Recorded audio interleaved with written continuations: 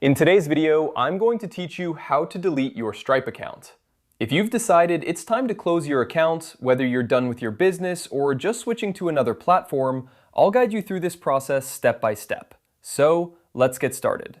First, you need to navigate to the Stripe website. Open up your preferred web browser and head over to the Stripe dashboard.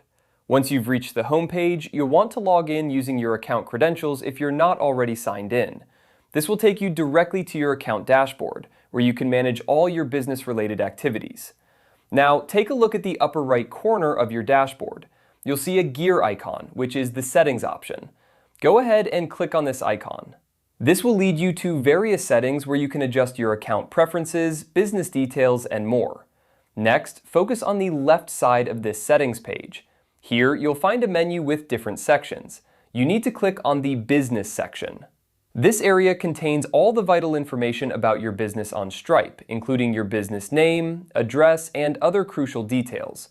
Once you're in the Business section, scroll down until you locate Business Details.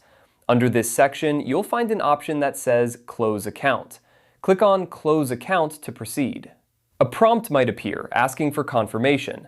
This is a security measure to ensure that you intend to delete your account and are aware of the implications.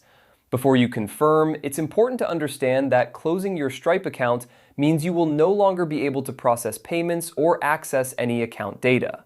Make sure you've downloaded any necessary reports or transaction histories you might need in the future. Once you're certain about your decision, go ahead and confirm the closure of your account. And that's it. You've successfully deleted your Stripe account. Remember, this action is irreversible, so double check that it's the right decision for your business needs. If you ever need to use Stripe again, you will have to create a new account from scratch. Thank you for watching, and I hope this guide was helpful. If you have any questions or need further assistance, feel free to reach out in the comments below or check Stripe's support resources for more detailed help.